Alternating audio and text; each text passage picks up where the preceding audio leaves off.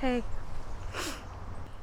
So, we usually try to start our videos off with something funny, and usually something with some good special effects or something like that, and with everything going on in the world right now, it just feel like it would fall flat, you know? For all that I am Professor Rowan and I do not break character while here, this is still a game. And that is not.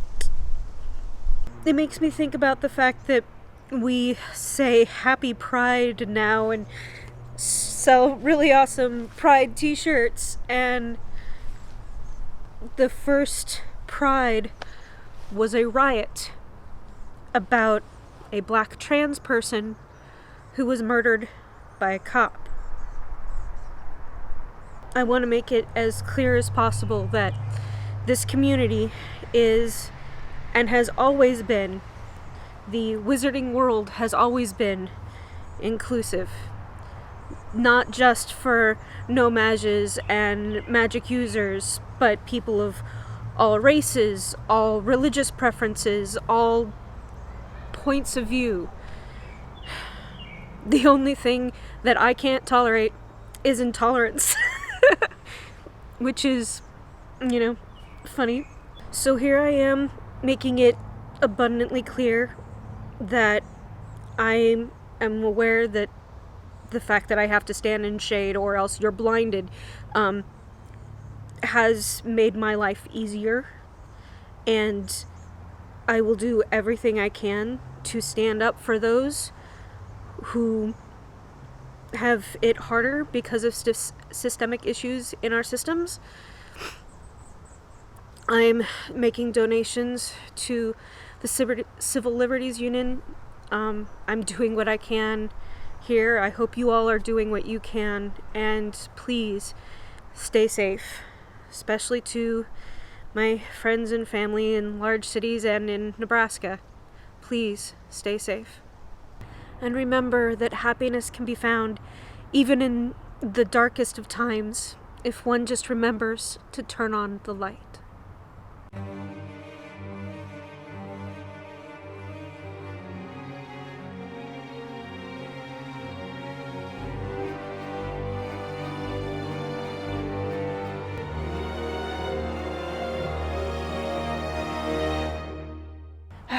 Okay, so we're here to talk about a brilliant event. Week 1 of the 1 year later brilliant event runs from June 2nd at 11 a.m. my time till June 9th, also at 11 a.m., which is tomorrow. Oy. I'm actually honestly really excited about this one because there is talk that this will be releasing much more information about the calamity. It's been hinted at. This will also have a increase of different foundables. These are going to be Ministry of Magic foundables that are going to be increased. And some of them, even with their increases, are still going to be acknowledged to be very, very rare.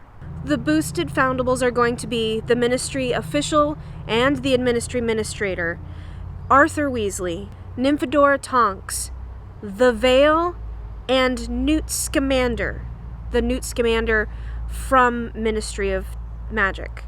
Yes, the Veil and Newt are still going to be very rare, even though they're going to be bumped up for this event.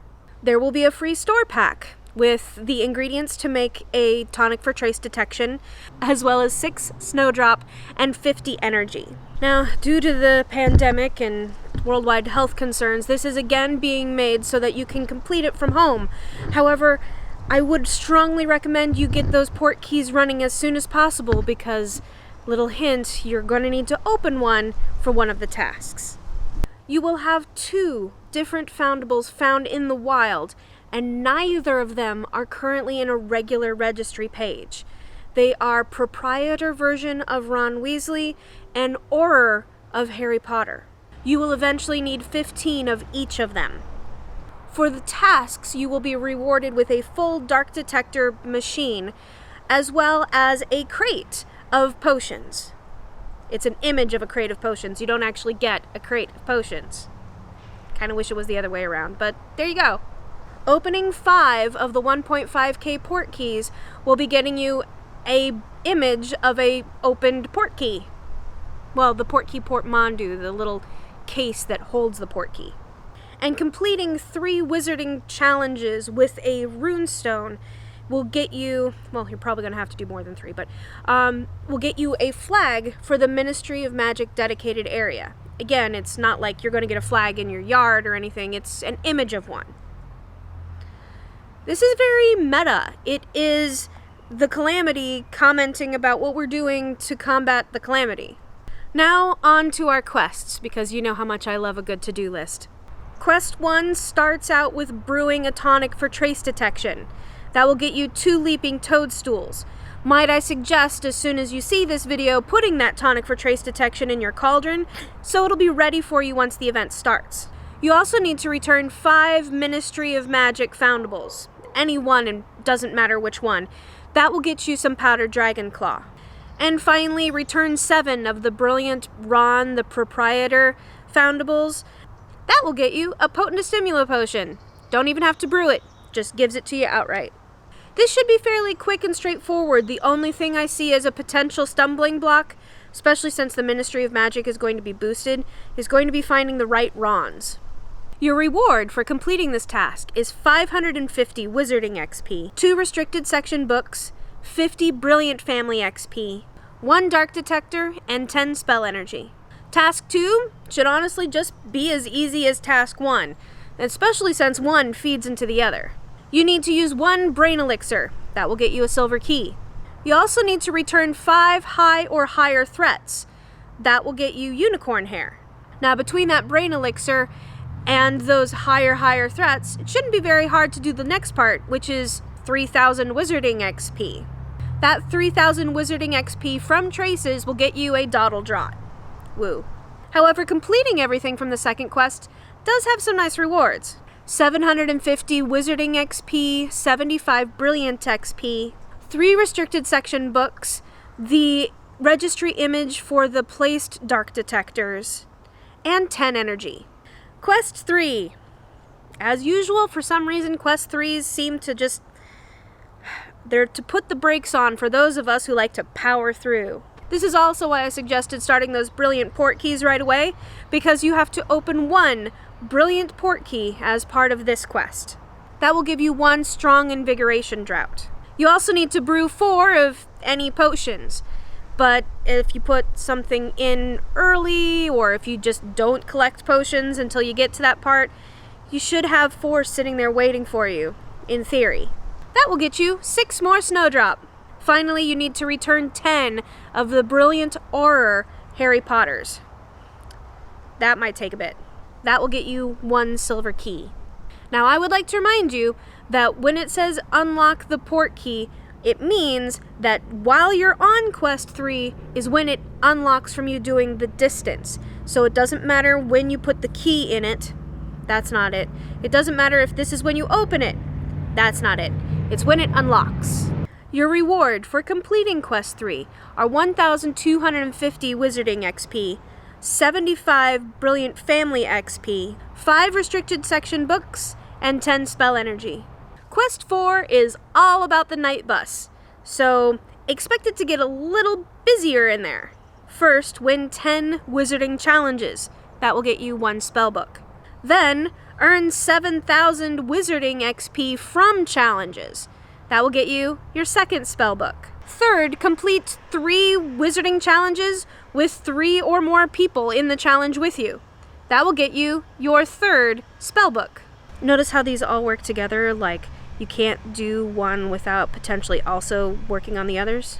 Your rewards for completing Quest 4 and the official quest line of this event are 50 gold, 5 restricted section books, the registry image of the Ministry of Magic flag, and 10 more spell energy.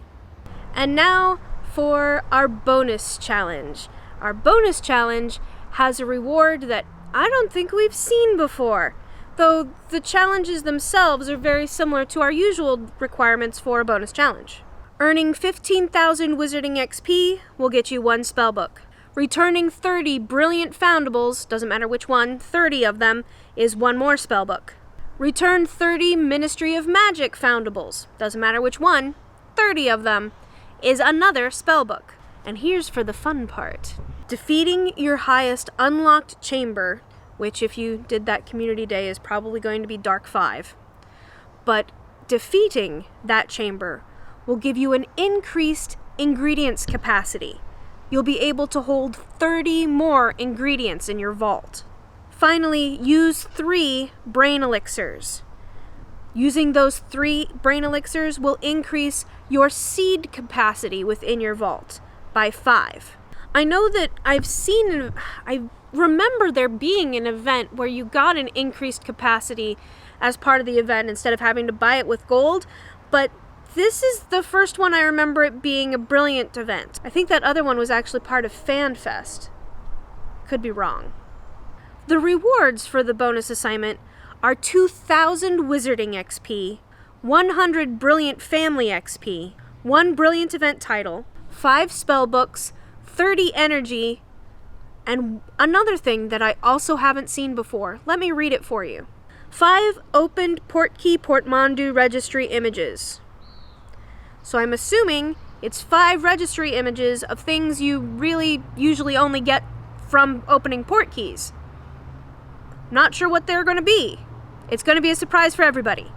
And now for the tips and tricks on how to get this done as quickly as possible. I hope you all have been walking Portkeys or keeping your gold key active during this last week where you weren't required to open a Portkey for anything, and you have some finished Portkeys sitting there waiting for you. This is a tactic I've explained before, but I'm going to show the image of mine in case you want to see it again. I have these Portkeys are finished, unlocked, ready to go, so that when the Brilliant event starts, I can collect them and collect the Brilliant Portkeys, putting a gold key hopefully in one right away. I need to make sure that I'm working those as much as possible, and honestly, I usually open about a 1K, 1.5K Portkey just from the amount of walking around I do in my house, like cleaning, laundry, the usual. Weeding the garden, that got me some good mileage. Once you start part 2, or you think you're getting close to being done with part 2, and you don't have anything that looks like it's going to pop in time, maybe if you have one of those 1K Portkeys, it might be good to move over to that, or go for a walk. But try to get that 1.5K Brilliant Portkey opened as quickly as possible once you start part 3. Also remember, it doesn't count that you've brewed the potion until you pull the potion out of your cauldron. So having 4 potions sitting there waiting, which is what I usually have when I wake up in the morning, the 4 potions I brewed in the night are done by then, that should be able to get you through that part faster as well. We don't have anything that specifically says to use a tonic for trace detection, but we do brew a tonic for trace detection, like right off the bat. Remember, if you haven't yet, please start brewing that tonic for trace detection. You're going to want to use those tonics in order to be able to get as many of the foundables as you want in the amount of time that you have potentially to dedicate to this. And finally, please, when you are in a high chamber, like say Dark 5, don't use a level 5 runestone. Seriously, people. This would be the perfect opportunity to use your nice, gentle, level 1 brilliant runestone for those dark chambers. Can't tell you how many people I saw with level 5s. I was like, dude! Also, since a bunch of people are going to be in the chambers working on this, might I remind you that go for the things that have the green carrot above them. I worked with some great people through the night bus, and I've worked with some real winners. Try to be patient with each other and help each other through as best you can. If you find these videos, please like, subscribe, share. It really does help us out. The 1 year anniversary, which this is about, this is the 1 year later, starting about the whole thing. The official 1 year anniversary is June 20th? So Father's Day is June 21st. Make sure that you plan accordingly. Thank you so much to our patrons. You make all of this possible. And as always, my witches and wizards, keep your eyes peeled, your ears open, and your wands ready. We'll see you soon. So, try to be patient with each other, with the event, with the trees, and and the planes.